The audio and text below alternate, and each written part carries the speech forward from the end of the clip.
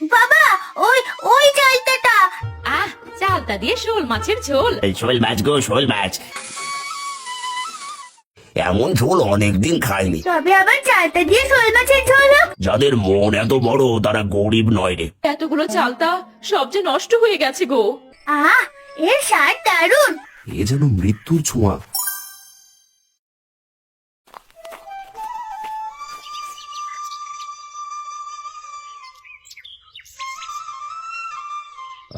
অনেকটা পথ হেঁটে হেঁটে এই গ্রাম শেষ হলো। এই তো এই মাঠের পরেই আর এক গ্রাম। মাঠে কিছু কৃষক কাজ করছে। ওদের থেকে একটু জল খেয়ে সামনের গ্রামে যাবে, যদি দুপুরের খাবারটা পাওয়া যায়।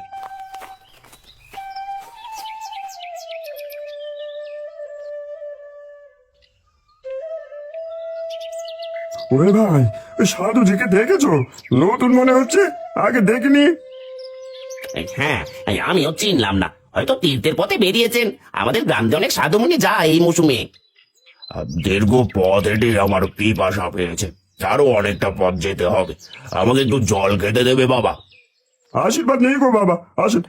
ধন্যবাদ বাপু, আশীর্বাদ রইল। তোমরা যে পরিশ্রম করো তার ফলেই পৃথিবী টিকে আছে। তোমাদের ঘরে সুখ আসুক। এই সাধু বাবার কথা শুনলে মনে শান্তি লাগে। এমন মানুষ এখন কমই দেখা যায়।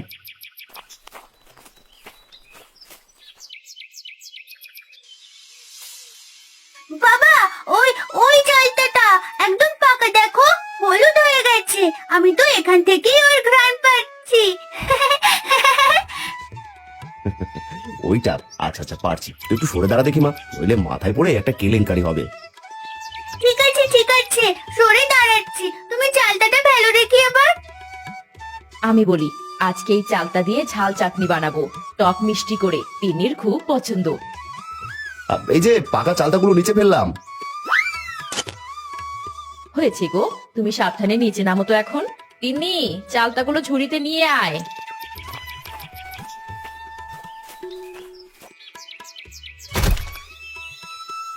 দাদা, কি সুন্দর গন্ধ। চালতা পারছো দেখছি। বৌদি, আচার করবে বুঝি? আমায় দুটো চালতা দেবে। লতাকে বলবো আজ শোল মাছের ঝোল করবে চালতা দিয়ে। অনেকদিন খাই না। বেশ বলেছিস রে গদাই, চালতা দিয়ে শোল মাছের ঝোল। আহ, শুনেই জিভে জল চলে এলো। আমিও তো এক কাজ করি, আজ শোল মাছ কিনে আনবো। ঠিক আছে দাদা, তুমি অপেক্ষা করো। আমি আগে চালতা নিয়ে বাড়িতে রেখে আসি, তারপর একসাথে বাজারে যাবো। বৌদি, শোল ঝোল বানালে তো ঘ্রাণে গোটা পাড়া জানবে। এমন ঝাল করে রান্না করে সে ঝোল খেলে চোখে জল চলে আসে।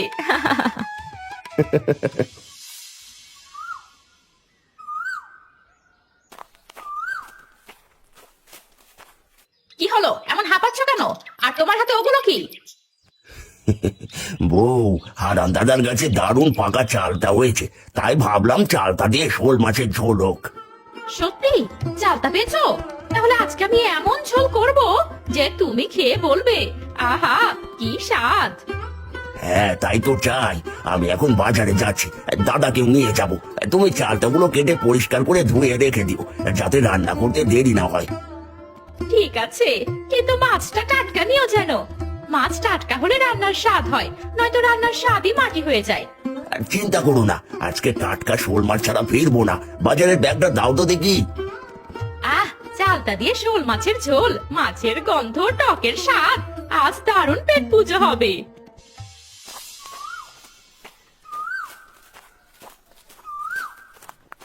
গদাই, মনে আছে ছোটবেলায় মা যখন চালতা দিয়ে শোল মাছের ঝোল করতো, আমরা গরম ভাতে হাত পুড়িয়ে খেতাম।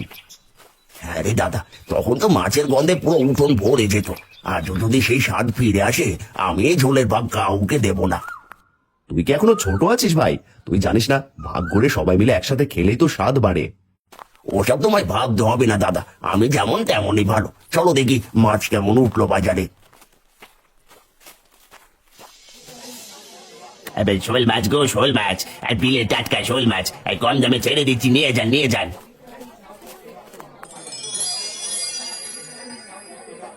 এই যে গদাই, এই তো শোল মাছ আছে দেখছি।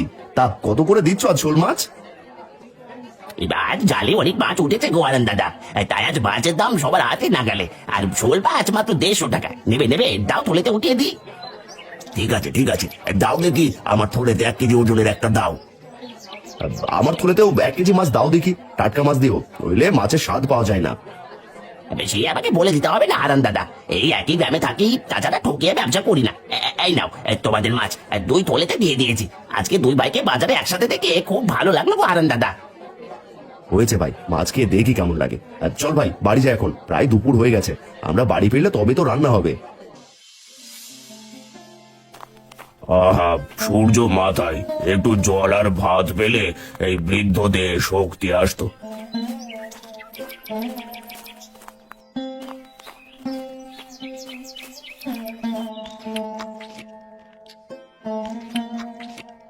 ওরে বাবু, তোমরা কিছু ভাত দেবে? কি বললে সাধু বাবা? আমরা গরিব মানুষ, খেয়ে বেঁচে আছি কোনো মতে। এখন আমার খাবারের ভাগ করলে নিজেদের চলবে কিভাবে? আমি ভিক্ষে যাচ্ছি না, আশীর্বাদ দিতে এসেছি। তোমরা একটু দান করো, কল্যাণ হবে। আশীর্বাদ খেয়ে পেট ভরবে নাকি? ওই সময় সবাই নিজেরটা দেখে সাধু। যাও যাও, সামনে বড় বাড়ি আছে, হয়তো কেউ কিছু দেবে। ঠিক আছে বাবু, আমি কষ্ট দিচ্ছি না, তোমাদের ঘরে যেন সুখ থাকে এই প্রার্থনায় রইল। এমন কথা শুনে কারো পেট ভরবে না। আর চলো ভাই, খাওয়া শেষ করে কাজ শুরু করতে হবে। মানুষ এখন লোভে এমন অন্ধ যে করুণা ভুলে গেছে। দেখা যাক সামনের বাড়িতে কেউ কিছু দেয় কিনা।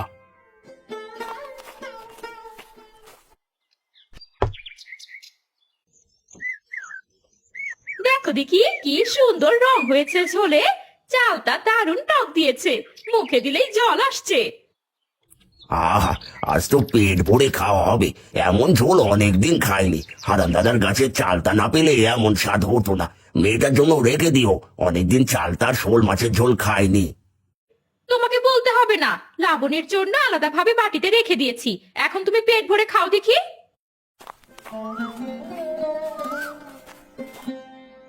বাবু, একটু কিছু খেতে দেবে? 3 দিন কিছু খাইনি, এখন একটু খাবার পেটে না পড়লে যে বাকি পথটুকু যেতে পারবো না। এখন খাওয়ার সময় এসেছো? বেকারি মানুষ তো খাওয়ার গন্ধ পেলেই হাজির হয়। অন্য কোথাও যাও দেখি। হ্যাঁ, আমাদের সংসারে ভিক্ষে দেবার মতো কিচ্ছু নেই এখন, পরিশ্রম করে খেতে হয়, বোঝো? এই গ্রামে কারোর মাঝেই করুণা নেই, তবে এই গ্রামের ভবিষ্যৎও তাই হবে। মনে রেখো, প্রকৃতি সবার মা। তুমি খেতে পাচ্ছ, কাউকে খেতে দিতে তোমার এত অনিচ্ছা, তোমরাও আর প্রকৃতি থেকে কিছুই পাবে না। ভয় দেখাচ্ছেন নাকি? এসব অভিশাপে কিছুই হয় না, যান এখান থেকে। তবে শুনে রেখো, কাল থেকে এই গ্রামে আর কোনো গাছে ফল ধরবে না, নদী খালে আর কোনো মাছ থাকবে না। ওগো, এরকম কথা বললো কেন? গা শিরশির করছে। আরে ওসব মন্ত্রে কিছুই হয় না, দাও তো আর একটু চালটা ঝোল দাও।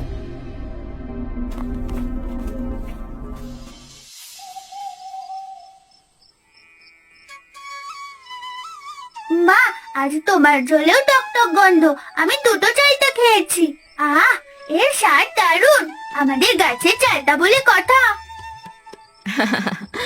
আজ ভাবলাম একটু বেশি চালতা দেই, তরকারির কথা চিন্তা করে আর দিলাম না। বেশি টক হয়ে গেলে শোল মাছের স্বাদই নষ্ট হয়ে যাবে। ওগো, তোমায় আর একটু ঝোল দেই? না থাক, জানো আজ দুপুর থেকে মনটা অস্থির লাগছে, বাতাসে যেন ভারী গন্ধ, কেমন যেন শুষ্ক লাগছে চারদিক। আমিও টের পাচ্ছি, দুপুরের পর থেকে গাছের পাতা শুকোচ্ছে, যেন প্রকৃতি প্রাণ হারাচ্ছে। বাবা, কাল সকালে আমরা গাছে জল দেব, ঠিক আছে? গাছগুলো হয়তো তৃষ্ণার্ত, জল দিলে হয়তো গাছে প্রাণ আসবে। হ্যাঁ মা, গাছেরাও জীবন্ত, তাদের ভালোবাসা দিলে তারা ফল দেয়, কিন্তু আজকের বাতাসে কিছু অদ্ভুত আছে। শুনলাম তোমার ভাইয়ের বাড়িতে এক সাধু গিয়েছিল, তোমার ভাই নাকি অপমান করেছে। ওরা যে কি করে না কিছুই বুঝি না, শুধু শুধু অশান্তি করে সবার সাথে। কাকুটা আর পাল্টালো না।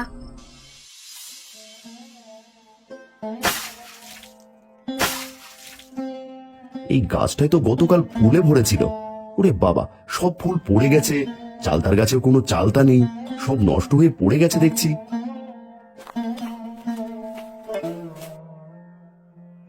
কি বলছো? এতগুলো ফুল গেল কোথায়? হায় হায়, এতগুলো চালতা সব যে নষ্ট হয়ে গেছে গো।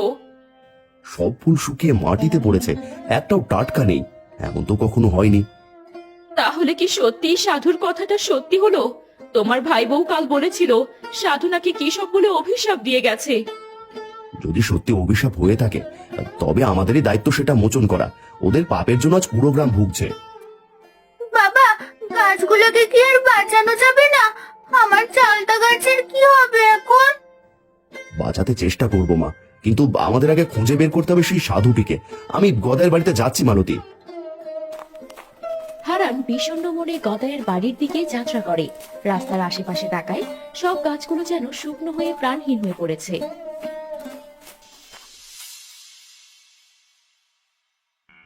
ও গদাই, আছিস? তোর বাড়ির সামনে দেখলাম গাছগুলো কেমন শুকিয়ে গেছে। বাইরে আয় তো ভাই, পুরো গ্রামের পরিস্থিতি খুবই খারাপ। কি বলছো দাদা? দেখে দেখে আমার লাউ গাছটা গতকাল সকালেও সবুজ ছিল, আজ একটাও টাটকা লাউ নেই, সব পচে নষ্ট হয়ে মাটিতে গড়িয়ে পড়েছে। হায় হায় হায়, এ কি সর্বনাশ হলো গো! আমার চালতা গাছেও তাই, এক রাতেই যেন গাছের প্রাণটা কেড়ে নেওয়া হয়েছে। কিভাবে কি হয়েছে কিছুই বুঝতে পারছি না। কাল সেই সাধু যে কথা বলেছিল তা কি সত্যি হতে পারে? আমি তো ভেবেছিলাম এসব কথার মানে নেই। আমি ভুল করেছি দাদা, ক্ষুধা মেটাতে গিয়ে আমি একজন ভিখারিকে অপমান করেছি। আজ মনে হচ্ছে প্রকৃতি আমাদের ক্ষমা করবে না। ভয় পাস না ভাই, আমরা মানুষ, ভুল করলে ক্ষমা চাইতে জানতে হয়। চল গ্রামের চারদিক দেখি অন্যদের অবস্থা কেমন।